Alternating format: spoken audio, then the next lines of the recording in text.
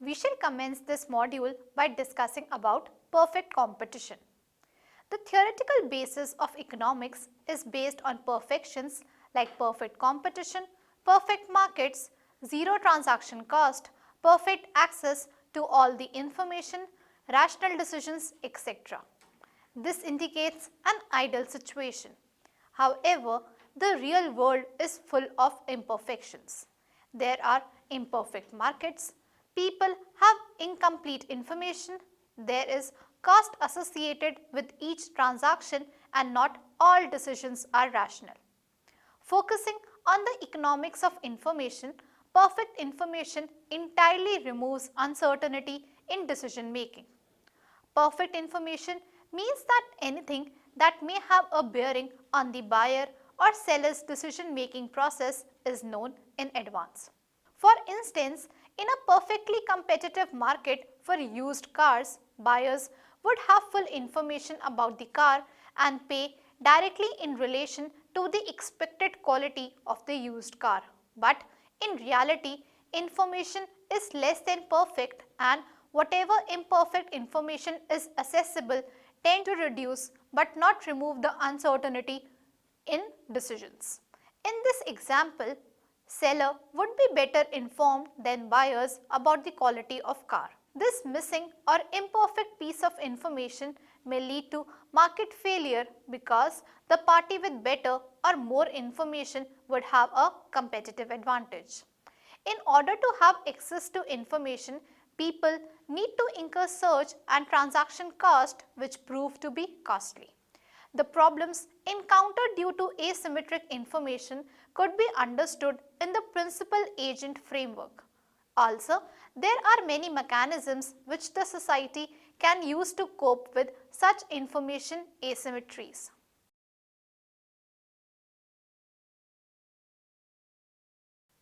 After studying this module, you shall be able to know the imperfections prevalent in the economy, know the markets with incomplete information, identify the transaction cost incurred in acquiring information, evaluate the principal agent framework for understanding information asymmetries, analyze the solutions to reduce asymmetric information. Let us now discuss the market with incomplete information. In today's world, all economic activities are taking place in an uncertain environment. There is risk and uncertainty involved in stock markets, exchange rate, profit rate, business environment, etc. The main reason of this uncertainty is access of limited and imperfect information with the economic decision makers at the time of taking decisions. The extent of uncertainty in turn depends on the reliability of available information. Information asymmetry occurs when one party in a transaction has less information than the other party. This affects the decisions and outcome on the individual as well as aggregate level. Information asymmetries may be due to hidden characteristics, adverse selection, or due to hidden actions, principal agent problem. In the case of former, one party to the transaction has better access to crucial information which it uses to its private advantage, thereby harming the uninformed side of the market. For instance, due to inefficiencies brought about asymmetric information in the insurance contracts, the resulting market outcome is distorted. Similarly, in case of used car markets, sellers are better informed about their car's quality and they decide whether or not to offer their cars for sale at median prices which uninformed buyers decide to pay because of imperfect information about the car. Only low quality cars or lemons dominate the market. This results in the proportion of lemons for sale. In case of hidden actions, due to lack of perfect monitoring or due to divergence in the utilities of contracting parties, one party acts differently. This unobservable behavior causes the problem of moral hazard. For example, When a person buys health insurance, he starts to take lesser care of his health as he knows that the insurance company will bear the cost in case he fell ill. Similarly, in the principal-agent problem, principals and agents' objective functions are divergent. And when agents work on the behalf of principal, he tends to serve his own interest more by pursuing hidden actions. In totality, all such instances result in inefficient outcomes in the market, where one party which holds the private information manipulates the situation to its own advantage. This problem of asymmetric information can be analyzed in the principal-agent framework, and the probable solutions can be extended by creating some form of incentives and contracts, so that the altered behavior of economic agents can be taken care of. Now, we will move on to discuss the search and transaction cost. Even though economic models presume perfect markets, but imperfections are indispensable in the real world.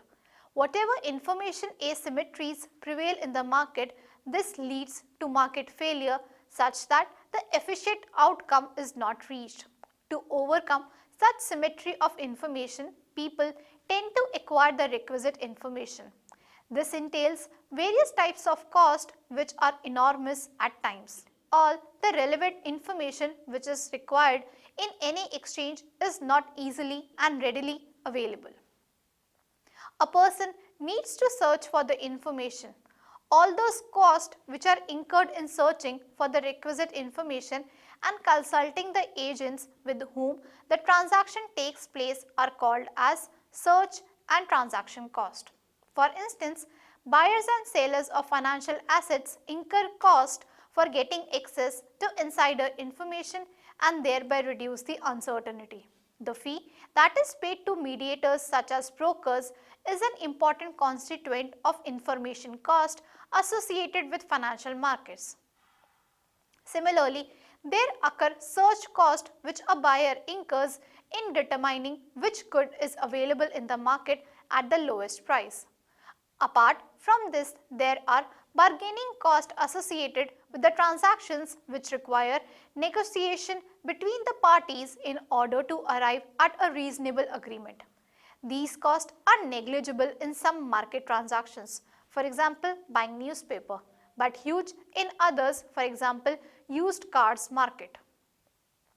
Apart from search and bargaining cost, an economic transaction under incomplete information framework requires certain litigation and enforcement cost too.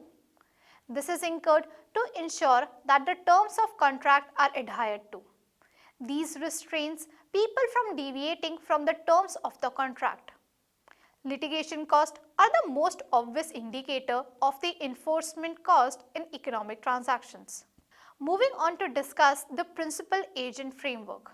The principal-agent framework facilitates the understanding of the problems that are encountered by economic decision makers when faced with asymmetric information.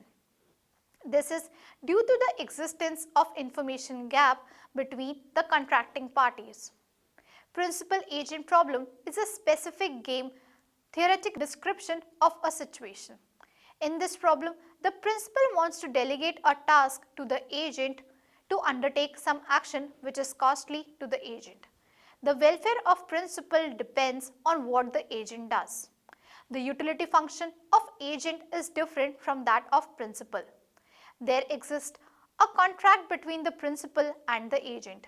This contract is self-enforcing, but there exists information gap between the principal and the agent, and such a gap has implications for the decision of the contract they sign. The principal can act more effectively through the agent rather than directly because that would be a costly affair for the principal. The behavior of agent is such that he is willing to work hard as long as his net utility from working is at least as much as he can earn from the next best opportunity. Hard work gives disutility to the agent, so he prefers not to work hard. This will result in lower work, which adversely affects the principal's utility. As the welfare of principal depends upon the performance of agent, so he must construct incentive schemes in the form of bonus or non-monetary to induce agent to behave at least partially according to the principal's interest. This problem basically focuses on the designing of incentive scheme. As the actions are unobservable, the incentives have to be created in such a way that the interest of agents get aligned to that of the principal. The principal-agent problem is encountered in a wide variety of contexts like owners and managers of a firm, manager-worker, etc. Taking up the case of principal-agent relationship between owner and manager and also between manager and worker. The managers, when working as agents for the owners, possess more information. For owners to acquire such information, a huge monitoring and research cost has to be incurred. The managers know that it is unlikely that the owners will involve themselves in such an expensive activity. So, due to this asymmetry of information, managers believe discretionally, thereby promoting their own interest rather than that of the owners. Similarly, when workers work as agents of managers, principal here, workers too will serve their interest by not working hard. Manager cannot fully scrutinize the actions of the workers who tends to shirk. The objective of the manager is to produce maximum output through the efforts of workers by designing an appropriate incentive scheme for worker so that he doesn't shirk. This maximization problem can be stated as maximization of x in bracket x minus s of x. In the problem, x is the output which the principal aims to maximize. From the set of feasible actions A, agent chooses actions A and B. If we assume that there is no uncertainty, then output will be fully determined by the actions of the agent. The output effort relationship is written as x is equal to x of A. Cost of action A is written as C of A and incentive payment from the principal to the agent as S of x. The utility function of the principal is given by output x minus the incentive payment S of x, that is x minus S of x. The utility function of the agent, on the other hand, is given by the difference between incentive payment and the cost of action, S of x minus C of A. The utility function of agent turns out to be utility S of x minus x. The utility of principal is maximized subject to the constraint S of x minus CA, which is imposed by the optimizing behavior of the agent. The constraints that are faced by the agent can be one of the following two types. First, participation constraint. It is possible that the agent may have another opportunity available imparting certain level of utility. Let us call it as reservation level of utility. For this agent to be willing to work with the principal, the offered utility must be equal to at least this reservation utility. This constraint is also called as individual rationality constraint. Next is incentive compatibility constraint. Under this, an agent chooses the best action for himself, given the incentives offered by the principal. Whatever is chosen by the agent is compatible with all the other options available, and the selected contract seeks to maximize the utility of the agent. To determine the optimal incentive scheme, we assume that the principal has full information about the actions and cost of agent while designing the incentive scheme for the agent. Output produced is a function of action taken by the agent. Let us say agent takes action A. The principal wants the agent to put in best effort B in contrast to the available action A. So, optimal incentive turns out to be Maximize Bs of dot x of b minus s of x of b such that x of b minus c of b is greater or equal to u bar. This is participation constraint, and s of x of b minus c of b greater or equal to s of x of a minus c of a. This is incentive compatibility constraint for all a in capital A. For an optimal incentive design, principal chooses agent's best effort B.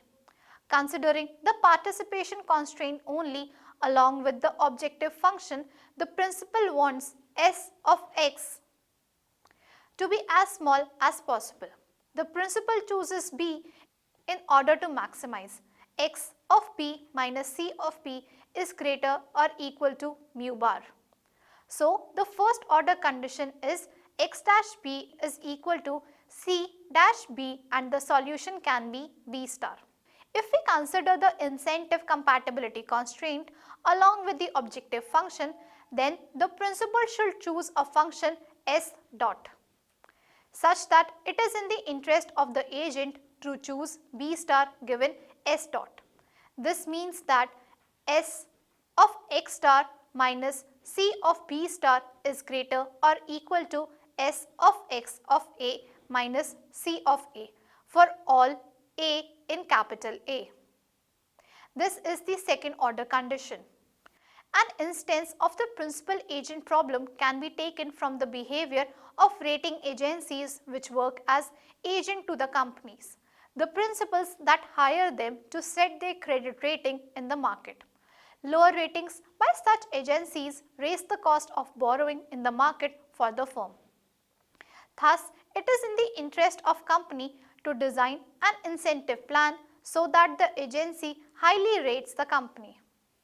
An important instance of principal agent is found when a person takes his car to be serviced by a mechanic. Mechanic has more information about the car and has incentive to charge discretionally. In this case, the principal, that is person, must offer some incentive to the mechanic in order to reduce his ability to charge at discretion. This principal agent problem is not situation or person specific phenomena. Rather, it is applicable under varying situations, and this exists not only in private corporate enterprises but also in public enterprise. Next, we shall discuss the coping with imperfect information. The discussion of information asymmetries in the principal agent framework and the resulting problems raise the need to search for possible solutions in order to reduce, if not eliminate, the problem of asymmetric information. In case of different types of problems like hidden actions, hidden information, etc., a different mechanism is used to deal with such asymmetries. First is incentive structure or information revealing system. Whenever market failure, imperfect information occurs due to hidden actions of one of the contracting parties, the establishment of appropriate incentive structure can help in aligning the behavior of agent with that of the principal. Similarly, when there exists hidden information and the party which has access to the information uses this to its advantage, setting up of relevant information revealing system should be introduced. This system can either be legally enforcing or self-enforcing. Developing and improving our legislation and intensifying law enforcement can bring down the problem of adverse selection in financial securities, insurance markets, etc. Second, signaling. This acts as a proxy measure to communicate information about unobservable characteristics of the good or service traded. This is generally seen as an attempt by the informed side of the market to communicate valuable information to the unknown party. For example, in the market for lemons, the seller is better informed about the quality of car and can signal his superior product from lemons by giving warranty to the buyers for the quality of the car. This acts as a signal for the buyer to pay higher price for the plump, good quality car rather than paying the average price. Similarly, in the insurance market, those at the lower side of risk will be less willing to pay high premium. Signaling thus is a useful tool to lessen the problem of asymmetric information. Warranties, discounts, guarantees, educational levels, all these are the means of signaling used to eliminate information asymmetries. Third, screening. This process is used in order to arrive at the best conclusion in the presence of asymmetric information. When faced with the choice to engage most efficient worker in the company, the recruiter seeks to screen all the profiles and set a screen or basis on observable characteristics of the workers. The asymmetric information is actually due to certain hidden characteristics of the workers. The observable characteristic can be educational levels, health history, lifestyle, physical fitness, etc. The selection of which in turn depends upon the objective function. Fourth, self-selection in insurance market. When deciding the premiums to be charged to different risk groups, an insurance company uses the weighted average possibility of illness for the whole group. This is done because the insurance company cannot distinguish the high risk group from the lower risk. This weighted average leads to dropout of low risk individuals and company serves only the high risk group. To surpass this problem, the insurance company gets the low risk people to reveal themselves by offering co-insurance or some deductibility scheme. This process is called as self-selection and this helps the insurance company to infer the risk features of the individuals better. Let us now understand the efficiency wage model.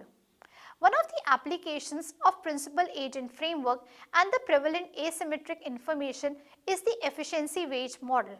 This model seeks to explain the reason for the presence of unemployment. Here, the participation constraint of employees are slack due to informational issues or other limited liability restraints.